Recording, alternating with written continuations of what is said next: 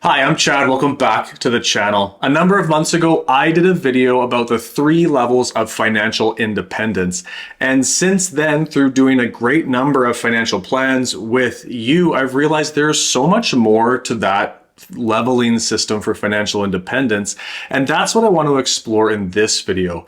I'm going to recap the original 3 that I talked about. I'm going to add 2 new levels to it, level 4 and 5, which we'll go into as well. And I'm going to illustrate it with 5 different case studies. Each of these case studies is a real case study, real client here in Canada. I've obviously changed the names for their anonymity, but we'll get into that in a minute. Let's get started.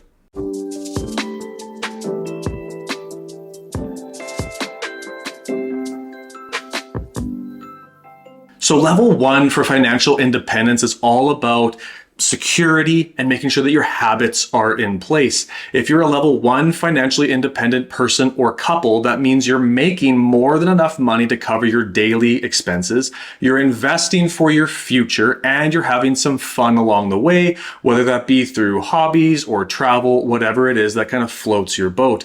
The other part of it is that you have high job security, so you're not worried every day about losing your job, which in an economy with a trade war sometimes is a little bit of a luxury, but that's what I would consider a level 1 financially independent person. Let's look at a real example. So here is a real set of my clients. They're 35 years old this year. Their total employment income between the two of them is $132,200 this year, or that's at least what's anticipated. The vast majority of this comes from one spouse. It's making about $110,000, $115,000 a year. They happen to have a defined benefit pension, which really does help solidify the long-term future of a financial plan. But they are a very long way in terms of time from retirement. So when I'm projecting out into the future for them, and they're spending about $6,000 a month or $72,000 a year in today's dollars, by the time they get to 53 to 55 in that area, that is already translated to $112,000 in future dollars. That's after tax spending. That's actual out-of-pocket spending. And having a defined benefit pension is how people can look to retire around that age 53 mark. If I look at their goal achievement here, they are on pace for about 110% goal achievement for what their goals are. This is fantastic. They are on the right path. They've got job security. This is a government employee. There's job security like crazy. These people are absolutely level 1 financially independent. And to further emphasize what I mean by this, let's look at the same projection, but with them retiring next year. This plan gets obliterated. As a reminder, this red highlighting means they're running into financial difficulty. And if I scroll all the way down to age 90, there is not 1 year where they are not having financial difficulty. They can very obviously not retire now, but they very obviously are on the right path. This is what a level 1 looks like. So level 2 of financial independence is someone who has enough money now to retire at their goal retirement age. They're just not that age yet. And as you could very clearly see from my example, the people that are level 1 do not fit this criteria. It's a very different thing. The example you're going to see here is a couple I've met about 5-6 months ago, and they're about 5 to 6 years away from retirement. In that time, or as of right now, they have enough money to retire at that time. What makes level 2 such a great place to be is because you have options. Once you realize, or it's been shown to you that you're a level 2 financially independent person, you have a choice. You can choose to continue investing, continuing the great habits that got you where you are, and potentially pull that retirement goalpost closer.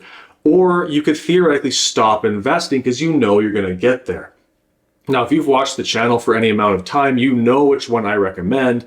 It's to continue investing and try to pull that goalpost forward, because worst case scenario, all you're doing is adding margin or room for error to your financial plan. And that's a win in my case. But let's look at the example.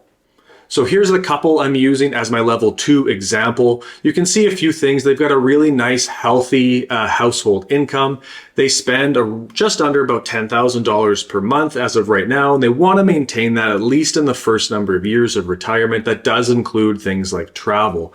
And over here, you'll notice I have no money going into their non-registered, no money going into their TFSA, no money going into their RSP, no money going into their LIRA. They are done investing in this projection. Now, in reality, this couple is still investing. They're trying to pull that goalpost closer, and I think they will. I think they're going to trim at least 1, maybe 2 or 3 years off of their retirement goal with the way that they are investing for the future. But to illustrate this point, this is a scenario where they don't invest any additional dollars from now until their retirement goal date.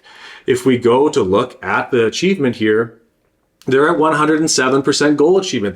They have met what they want to do. They don't need to be investing now. But again, to further illustrate this, here's the same couple, except now I have them retiring now. And bang, by age 70/66, they start running into financial difficulties. So once again, this illustrates what I'm trying to talk about when there's different levels to financial independence. These people, my level 2 example, they're in a phenomenal position. They can make that choice, like I said earlier, to not invest any further, and they'll still get there. Again, I don't advise that, but you could see the impact of them maybe resting on what they're doing and say, oh, you know what, maybe we'll just retire now instead. That would be catastrophic. They're not there yet. They just need to get to that age. Level 3 financial independence is what I used to say was the highest level before I really dug into this a little bit further. And what I call this is full-blown financial independence. What this means is that you not only have the assets ready or pension for your retirement, but you're at the right age. And for me, when I'm looking at those percentages that I'm seeing in my software, a level 3 is somewhere between about 100% and about 125%. I always want there to be a little bit of buffer. I think that's important, but that's kind of the threshold that I would say is a level 3. So if we look here at my level 3 example, it's a single person. They're about 3 years from retirement. They're just doing some very modest investing at the end here, about $5,000-$6,000 going into TFSAs and RSPs. They're just doing that little bit of last cleanup, and they're starting to get their psychology around the idea of not working. After a 40, 50-year career, it's not easy for some to transition into that retirement. This person happens to have a modest spending expectation of about $38,000 a year in today's dollars, so that helps get to those financial independence figures. If we go over here to the comparison tool, they're at 104% goal achievement, right in that threshold that I want to be looking for a level 3, somewhere between 100 and 125%. Now, at 104, there's not a ton of margin here. This person definitely needs to stay active in their budgeting going forward to make sure that they are staying on top of things. And this is also where I would remind a client that the ecosystem that I create in my financial planning software is very conservative. This client happens to have their investments with me at Pathway, and they are far outperforming the 4.95% that I have in my expected returns. This brings me to the first new level of this analogy, which is level 4, financially independent. If you're a level 4 financially independent, you have overshot your target. To be considered level 4 in my metrics here, your percentage score in the software is going to be between 125% and 200% goal achievement. And what's exciting, what I love so much about level 4 is you have an opportunity. You have an opportunity at level 4 to not only add lots of travel and lots of hobbies to your retirement plan, but you have the opportunity to invest in your family or your community or whatever it is that's important to you. If you're level 4 financially independent, it means if your kid comes to you and wants to launch a new business and $20,000 is going to make all the world of difference to them, you could probably afford to lose that money. You can afford to put it in harm's way. And if it happens to come back, and if it happens to come back with interest, that's fantastic. But if you lost it, it won't break you. So you have the opportunity to invest in your family or your community, whichever, again, is more important to you. So for my example here, here's a couple of clients that I've met a couple years ago. They are spending about $4,000 per month in today's dollars. They're already retired. And if we go over to the goal achievement score, they're sitting at about 141%. So for them, I'm looking at how can we add travel or spoiling grandkids in their case, or spoiling their kids, or whatever it is that kind of floats their boat. We have room for error. We have the ability to add spending and enjoyment and really make sure that they are living the retirement that they dreamed of, which is super, super exciting. This happens to be a couple that they are just so sweet and so kind. I love bringing them news like this. It's just so much fun for me.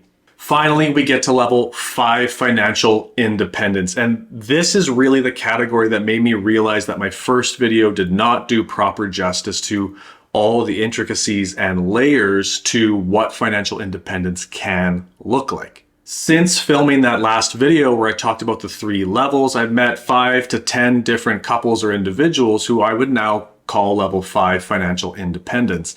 And for them, the definition is they have wildly overshot their targets. So this is 201% on the goal achievement score or higher. And what I found really interesting, and in particular in the case that you'll be looking at here, is there's a downside to being level 5. But before I jump into the potential downside to being a level 5, I just want to look at some of the numbers of the example that I pulled up. So this couple came to me, and without me doing any work, this is just the current path, their baseline. I have done no work here whatsoever on the planning side. They are at a 277% goal achievement. They have wildly overshot their target. And I think that's really cool, but it's also very interesting just like kind of how misaligned what people's perceptions of what they need in retirement versus what they actually need in retirement, like how misaligned that can be. And for this couple, after doing some planning, I brought in a ton of extra spending. Like I'm talking a ton. I raised their retirement spending on travel from $20,000 a year up to $120,000 a year, and I have it going up until when they're 85 and 88 years old.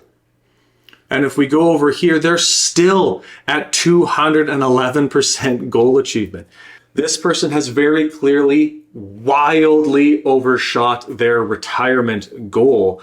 And talking to someone like this, who's this financially disciplined to invest and sacrifice to get to this stage, I can say with 100% confidence that they will not be spending $100,000 a year on travel. That psyche or that psychology of getting to this place and spending that much on something that's for themselves or luxury just doesn't align. So I know that they're not going to spend to that case, but I brought the spending up to the 100 to show you can make major impact. And in fact, you don't have an excuse not to. And some people want to wait until they pass away to make the major impact, and that's fine. But this person can leave a wake of positivity behind them. They can go on vacation and help small businesses. If they belong to a church, they can help fund different projects. If their kids go to different universities, they can pay for that. Or maybe their nieces or nephews, they can pay for that. There's so many different things. And I've been involved in some really fun ideas over the last year with people who I've realized are level 5, and now they're leaving this wake of positivity behind them. I think of stories like Shaquille O'Neal. He always asks his servers, how big of a tip do you need? And sometimes he'll leave $4,000 or $5,000 tips. And if you're someone like this, you can do that. That is so cool. And I've been encouraging this set of clients and all the other ones I've been seeing lately that are at 200, 300, 400% goal achievement. Leave a wake. Be that person who people will remember forever for the positivity that you leave in their lives. Now, I said there can be a downside to being level 5, and I want to talk about that because it was this client that made this sink into me. Because when I first saw the 277% number, my mind went exclusively to the positives. When the 277% goal achievement number was shown to this set of clients, they were almost melancholy. And For me, I've seen lots of cases where I show a number maybe like this and people don't really believe that they're as well off as they think. So skeptical is something I'm used to seeing. Excited is something I'm used to seeing, but melancholy wasn't exactly what I was expecting to see. And I dug a little deeper and I asked why, like, this isn't the reaction I was expecting to see. What just happened in your mind? And this client asked me a question: could I have retired 5 years ago? And I'm like, oh, absolutely. Like, you could have. It would have taken this amount of assets away or whatever the scenario would have been. But absolutely, like, without a doubt, you could have retired 5 years ago. And I said, why do you ask? She goes, well, my mom died 4 years ago.